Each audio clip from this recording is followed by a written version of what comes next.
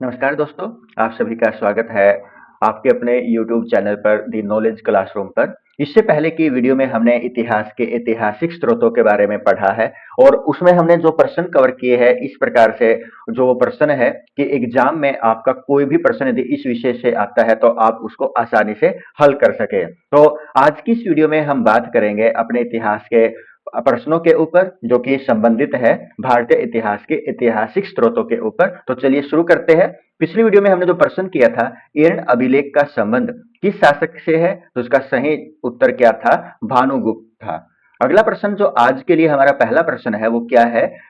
ये हमारी तीसरी वीडियो है इस टॉपिक के ऊपर और यदि आपने इससे पहले की दो वीडियो को नहीं देखा तो आप उन दो वीडियोज को भी और आवश्यक देख ले ताकि आपका कोई भी प्रश्न इस टॉपिक से न छूटे। कैलाश मंदिर का रचयिता रवि कीर्ति किस चालुक्य शासक का दरबारी कवि था? यानी कि जो कैलाश मंदिर की रचना करने वाला था जिसका नाम क्या था? रवि कीर्ति था। वो एक चालुक्य शासक जिसके दरबार में कवि था, तो उसका नाम बताना है किसके दरबार में वो कवि था। तो इस प्रश्न का सही जवाब क्या होगा? पुलकेशिन द्वितीय होगा। पुलकेशिन द्वितीय के दरबार में रवि कीर्ति क्या था? एक कवि था। और जो पुलकेशिन द्वितीय था किस प्रकार का शासक था? चालुक्य वंश से संबंधित ये शासक था। और जो रवि कीर्ति था इसने किसकी स्थापना, किसकी रचना की थी? कैलाश मंदिर की। और ये कौन था? एक कवि था। और ये कवि किसके दरबार में था? पुलकेशिन द्वितीय के दरबार में ये कवि था। प्रश्न नंबर 57, हर्ष एवं पुलकेशिन द्वितीय के मध्य हुए संघर्ष की जानकारी हमें कहां से मिलती है? यानी कि हर्ष और पुलकेशिन द्वितीय के बीच में जो युद्ध हुआ था उसके बीच में जो युद्ध होने की जो जानकारी है वो हमें कहां से मिलती है? तो इस प्रश्न का सही जवाब क्या होगा? ऐहोल अभिलेख से हमें यह जानकारी मिलती है। कहां से मिलती है? ऐहोल अभिलेख से हमें यह जानकारी मिलती है। प्रश्न नंबर 58, कवि कालिदास के नाम का उल्लेख किस लेख में हुआ है? यानी कि जो कालिदास कवि था उनके जो नाम का उल्लेख है वो किस लेख के अंतर्गत हुआ है? ऐहोल के उत्कीर्ण लेख में इसका अभिलेख हमें प्राप्त हुआ है। प्रश्न नंबर 59, अभिलेखों को ऐतिहासिक प्राकथन के साथ प्रारंभ करने की परंपरा का सूत्रपात किसने किया था? यानी कि जो ये ऐतिहासिक प्राकथन है उसके साथ आरंभ करने का जो प्रचलन है, वो जो प्रथा है वो किसने चलाई थी? तो इस प्रश्न का सही जवाब क्या होगा? राजराजा प्रथम ने इसको चलाया था। प्रश्न नंबर 60, कहां से प्राप्त अभिलेख में महासभा की कार्य प्रणाली के विषय में विस्तृत जानकारी हमें मिलती है? यानी कि उस अभिलेख का नाम हमने बताना है जहां से हमें महासभा के अंतर्गत काम किस प्रकार से किया जाता है, उसकी जो कार्य प्रणाली है वो किस प्रकार की है, उसके बारे में हमें विस्तृत जानकारी मिली है। तो वो हमें कहां से मिली है? तो इसका सही जवाब क्या होगा? उत्तर मेरूर होगा। क्या होगा? उत्तर मेरूर से हमें यह जानकारी मिली है। प्रश्न नंबर 61, भारत में सिक्कों का प्रचलन कब आरंभ हुआ? यानी कि भारत के अंदर जो सिक्के हैं उनका प्रचलन कब आरंभ हुआ था? तो वो 600 ईसा पूर्व के अंतर्गत ये आरंभ हुआ था। प्रश्न नंबर 62, भारत में प्राचीनतम मुद्रा मानी जाती है, यानी कि भारत में जो प्राचीनतम मुद्रा है वो किसे माना जाता है? तो इस प्रश्न का सही जवाब क्या होगा? आहत सिक्कों को।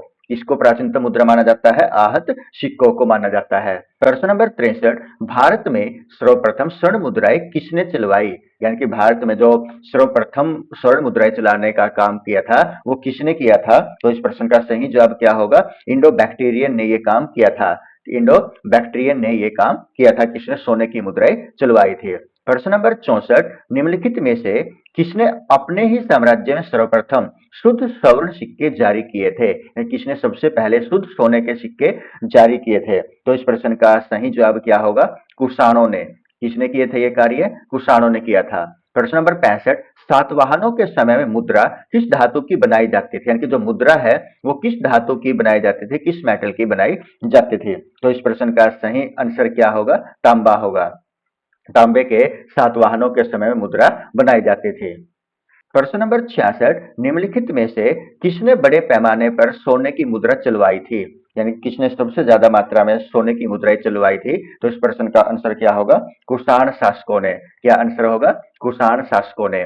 प्रश्न नंबर 67, सोने के सर्वाधिक सिक्के किस काल में जारी किए गए थे? यानी सोने के जो सबसे ज्यादा सिक्के हैं वो किस काल में जारी किए गए थे? तो इसका सही जवाब क्या होगा? गुप्त काल होगा।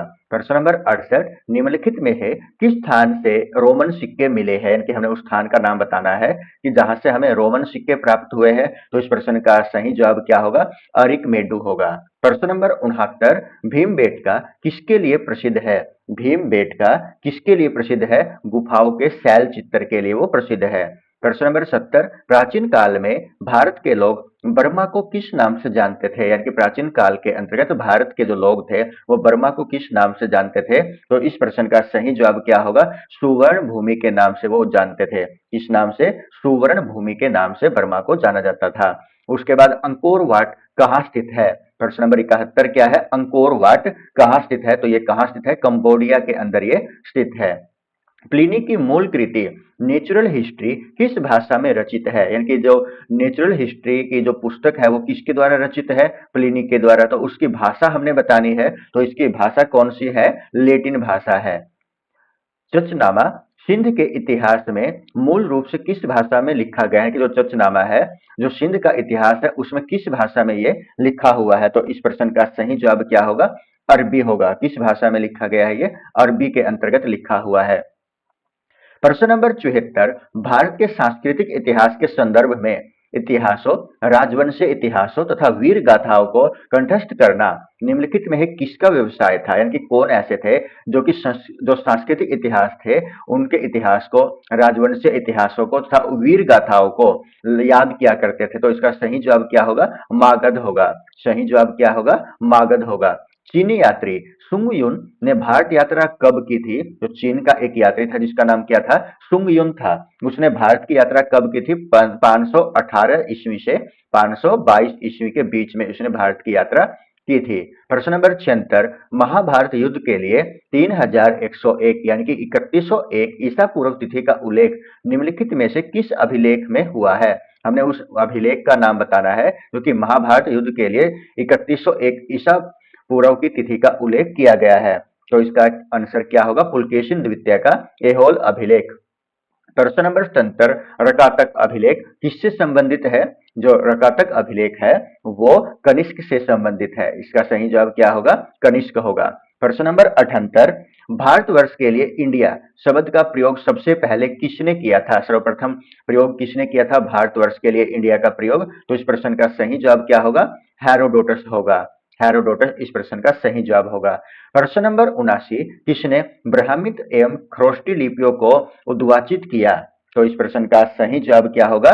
जेम्स प्रिंसेप होगा। क्या जवाब होगा? जेम्स प्रिंसेप होगा। और आज की वीडियो का आखिरी प्रश्न है निम्नलिखित में से प्राचीन भारत की कौन सी लिपि दाहिने से बाईं ओर लिखी जाती है? यह प्रश्न पहले भी रिपीट हो चुका है, तो इस प्रश्न का उत्तर आप कमेंट बॉक्स में हमें आवश्यक बताएं।